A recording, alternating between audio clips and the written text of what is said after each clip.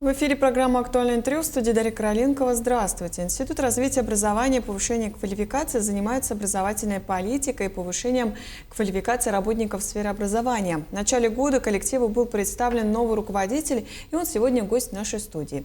Юрий Шишигин, исполняющий обязанности директора Института развития образования и повышения квалификации Республики имени Донского II. Юрий Егорович, здравствуйте. Здравствуйте. Вот вы с февраля возглавляете один из главных учреждений сферы образования республики. Это Институт развития образования и повышения квалификации. Вот немного расскажите о себе. Вот где вы до этого работали? Так, я сам по специальности учитель математики и информатики. Окончил Институт математики и информатики Якутского государственного университета имени Максима Кировича Аммосова в 2004 году. Так как я сам из педагогической семьи, мои родители оба заслуженные работники образования нашей республики, и практически передо мной не стоял выбора профессии, я уже знал, что буду учителем, и начал свою педагогическую деятельность в Амгинской педагогической гимназии Амгинского района, учителем математики и информатики. Затем работал в этой же школе завучем, заместителем директора по учебной работе, и был приглашен в Амгинскую среднюю школу имени Владимира Галактионовича Короленко с углубленным изучением отдельных предметов в качестве директора. И более 10 лет возглавлял систему образования Амгинского улуса. И с февраля этого года был приглашен на должность директора Института развития образования и повышения квалификации имени Семена Николаевича Донского II. Давайте немножко поговорим о том, чем занимается именно Институт развития образования, и повышения квалификации. Может быть, какие-то направления, интересные акции? Как вы уже отметили, институт — это стратегический институт нашей системы образования республики, и оно занимается именно образовательной политикой, которую ведет наше министерство, наше правительство в сфере образования в нашей республике. И также испокон веков мы занимаемся, наш институт, повышением квалификации именно работников образования. Институт имеет практически вековую историю. Здесь работали выдающиеся педагоги, наставники, методисты нашей республики. И сейчас эти добрые традиции мы также продолжаем. Во многом благодаря правильной политике, которую ведет институт, у нас сохраняется вся сеть образовательных учреждений в нашей республике. То есть мы пережили очень много политических изменений, очень много каких-то оптимизаций, и благодаря именно грамотной работе сотрудников института мы сохранили во всех населенных пунктах школы, детские сады.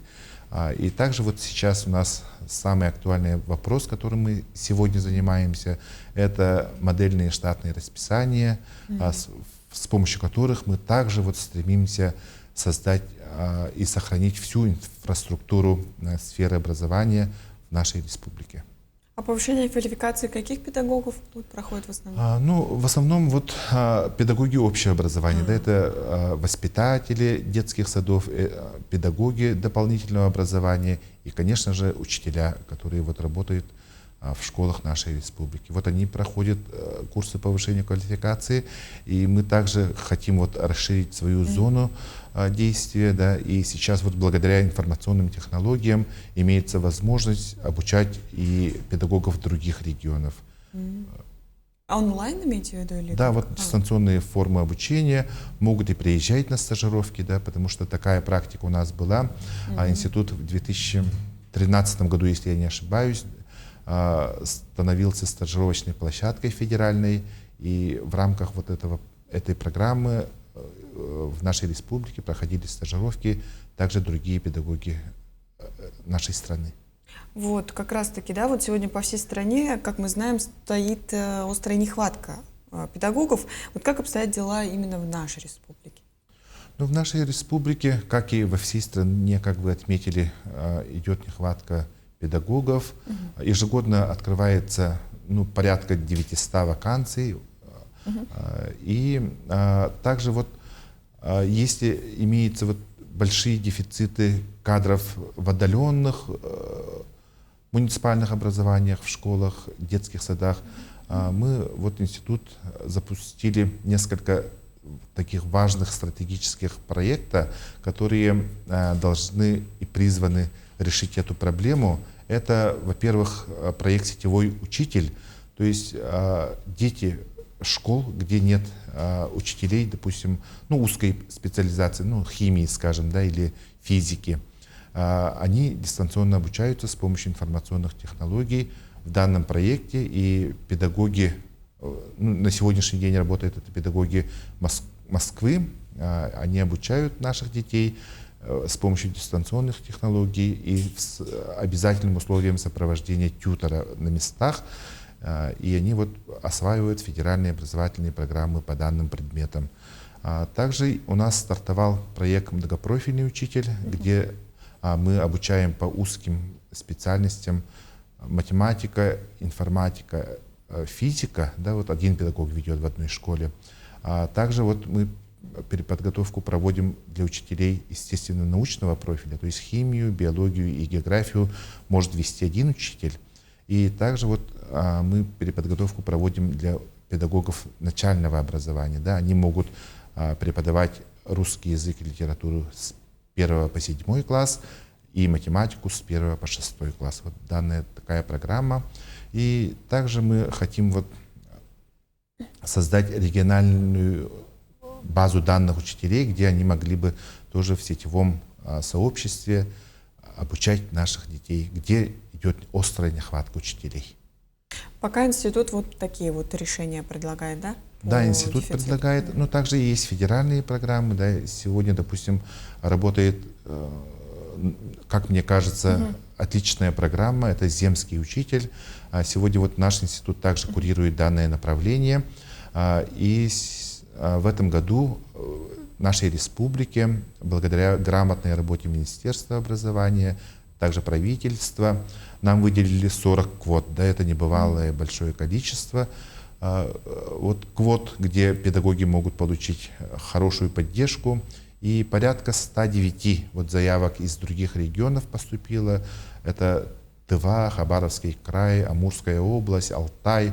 Вот педагоги из этих регионов к нам вот идут работать, да, и это, ну, хорошее подспорье, чтобы решить вопрос дефицита с кадрами. А вот вы сказали, еще есть гибридная форма организации курсов, да, вот повышение квалификации. Что они вообще представляют? Да, ну, гибридная форма организации обучения — это интеграция реального присутствия слушателя в аудитории и обучение в виртуальном мире, да, то есть для нашей республики это особо актуально, когда, допустим, вот проезд в отдаленные муниципальные районы очень дорогой, да, в один конец где-то порядка 50, а то и более тысяч рублей стоит, и у педагогов, ну, порой не бывает возможности приезжать на курсы повышения квалификации. Они каждые 5 лет обязательно должны проходить курсы повышения. Это требование вот, по закону, да. И вот наши педагоги из отдаленных муниципальных районов или же, допустим, даже работая в городе Якутске, они в удобное для себя время могут пройти обучение вот именно с помощью дистанционных технологий. Да? И мы в институте в этом году создаем метавселенную дополнительного профессионального образования, где, допустим, учителя вот могут, педагоги могут проходить курсы повышения квалификации именно в гибридной форме. Расскажите вот как раз-таки про метавселенную, да, вот что это такое, что из себя представляет? Так, ну, метавселенная — это, да, сейчас вот это трендовое такое направление, да, которое для многих не очень хорошо известно, но он призван именно облегчить, да, и минимизировать, допустим, вот и финансовые затраты вот педагогов на проезды и так далее, да. Но метавселенная, простыми словами, это цифровая единая оболочка вокруг индивидуального развития каждого педагога, да, профессионального роста, где в виртуальном мире будут размещены все курсы повышения квалификации, все мероприятия, которые вот проводятся институтом, да, также будет возможность общаться друг с другом, педагогом, и будут созданы личные кабинеты, и в основу, конечно, будет работать искусственный интеллект, да, то есть он будет отслеживать виртуальный цифровой след каждого педагога и выявлять его дефициты, да, в чем он нуждается в помощи, в какой поддержке. И с помощью вот искусственного интеллекта будут даны готовые решения для устранения дефицитов. Да.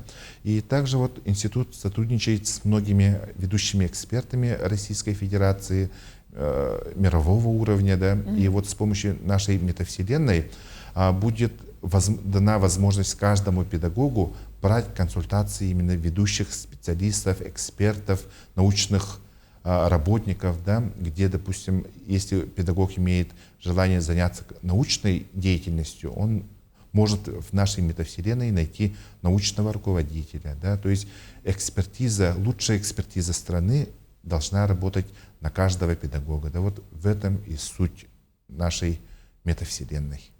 Расскажите вот про будущее педагогики вообще, да, почему такой дефицит, может быть, как вы сами замотивировали, да, будущих педагогов? Да, вот, конечно, дефицит педагогов он был, и вот как отмечает министр просвещения Сергей Сергеевич Кравцов, дефицит составляет где-то порядка 2%. Это естественный процесс, то есть людям свойственно стареть, да, уходить на пенсию, и, конечно, вот омоложение кадров должно происходить.